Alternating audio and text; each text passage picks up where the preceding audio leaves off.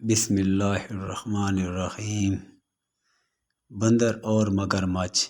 ایک دفعہ کا ذکر ہے کہ ایک بندر ندی کے کنارے ایک درخت پر رہتا تھا۔ بندر اکیلا تھا کیونکہ اس کا کوئی دوست یا خاندان نہیں تھا، لیکن وہ خوش اور مطمئن تھا۔ درخت نے اسے کھانے کے لیے کافی میٹھا جامن کا پھل دیا، کیونکہ اس نے اسے دھوپ سے سایہ اور بارش سے پناہ بھی دی۔ ایک دن ایک مگرمچھ دریا میں تیر رہا تھا۔ وہ بندر کے درخت کے نیچے آرام کرنے کے لیے کنارے پر چڑھ گیا۔ ہیلو، بندر نے پکارا، جو ایک دوستانہ برتاؤ کرنے والا جانور تھا۔ ہیلو، مگرمچھ نے حیران ہوتے ہوئے جواب دیا، کیا تم جانتے ہو کہ مجھے کھانا کہاں سے مل سکتا ہے؟ اس نے پوچھا۔ میں نے سارا دن کچھ نہیں کھایا اور میں بھوکا ہوں۔ اب آپ سوچ رہے ہوں گے کہ مگرمچھ بندر کو کھا جانا چاہے گا، لیکن یہ بڑا ہی شفیق اور شریف مگرمچھ تھا، اور یہ خیال کبھی اس کے دماغ میں نہیں آیا۔ میرے درخت میں بہت پھل ہیں، کیا آپ کچھ کھانا چاہیں گے؟ بندر نے کہا، جو خود بھی بہت مہربان تھا۔ اس نے جامن کا کچھ پھل مگرمچھ کی طرف نیچے پھینک دیا۔ مگرمچھ اتنا بھوکا تھا کہ اس نے تمام جامن کھا لیے، حالانکہ مگرمچھ عام طور پر پھل نہیں کھاتے تھے۔ اسے میٹھا میٹھا پھل بہت پسند تھا، اور گلابی گودے نے اس کی زبان کو جامنی بنا دیا۔ جب مگرمچھ اپنی مرضی کے مطابق کھا چکا تھا تو بندر نے کہا، جب بھی آپ مزید پھل چاہیں واپس آ جائیں۔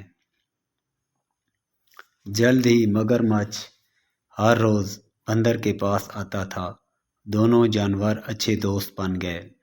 وہ باتیں کرتے، ایک دوسرے کو کہانیاں سناتے اور بہت سے میٹھے جامن ایک ساتھ کھاتے۔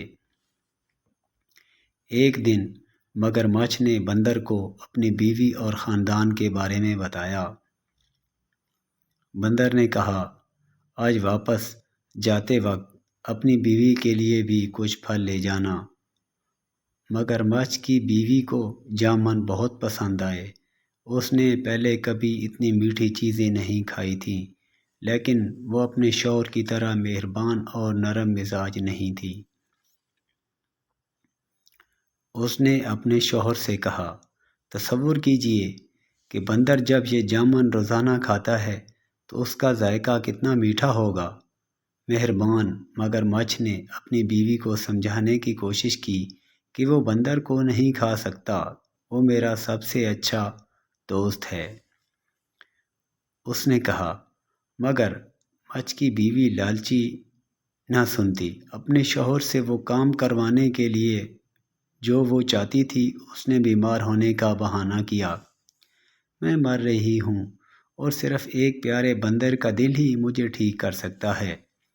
اس نے اپنے شوہر کو پکارا، اگر تم مجھ سے محبت کرتے ہو تو تم اپنے دوست بندر کو پکڑو گے اور مجھے اس کا دل کھانے دو گے۔ بیچارے مگرمچھ کو سمجھ نہیں آ رہی تھی کہ وہ کیا کرے۔ وہ اپنے دوست کو کھانا نہیں چاہتا تھا، لیکن وہ اپنی بیوی کو مرنے نہیں دے سکتا تھا۔ آخر کار اس نے فیصلہ کیا کہ اسے کیا کرنا ہے، اور اگلی بار جب وہ بندر کے پاس گیا تو اس نے کہا کہ وہ اس کی بیوی سے ملنے آئے، کیونکہ وہ جامن کے خوبصورت پھل کے لیے ذاتی طور پہ اس کا شکریہ ادا کرنا چاہتی ہے۔ بندر بہت خوش ہوا، لیکن کہا کہ وہ نہیں جا سکتا کیونکہ وہ تیرنا نہیں جانتا تھا۔ اس کی فکر نہ کرو، مگرمچھ نے جواب دیا، میں تمہیں اپنی پیٹھ پر لے جاؤں گا۔ بندر راضی ہو گیا اور مگرمچھ کی پیٹھ پر کود کر بیٹھ گیا۔ چنانچہ دونوں دوست گہرے چوڑے دریا میں چلے گئے۔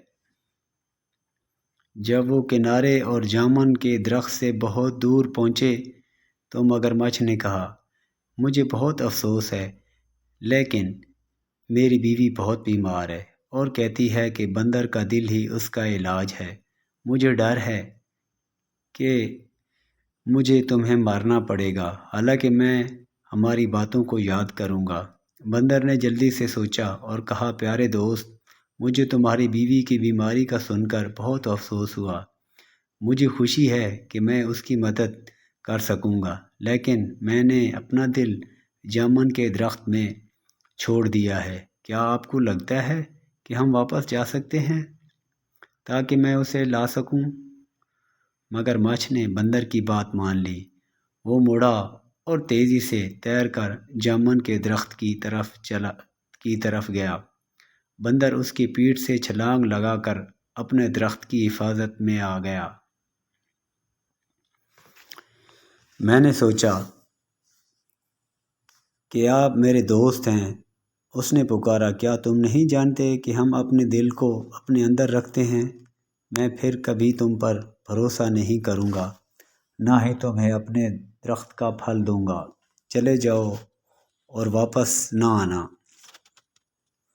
مگر مچھ نے اپنے آپ کو بہت بے وقوف محسوس کیا۔ اس نے ایک دوست اور اچھے میٹھے پھل کی فراہمی کھو دی تھی۔ بندر نے خود کو بچا لیا تھا کیونکہ اس نے جلدی سوچ لیا تھا۔ اس دن سے اس نے پھر کبھی مگرمچھ پر بھروسہ نہیں کیا۔ تو دوستو، کیسی لگی آپ کو یہ کہانی؟ امید ہے کہ انشاءاللہ اس سے آپ کو لطف اندوز ہوئے ہوں گے۔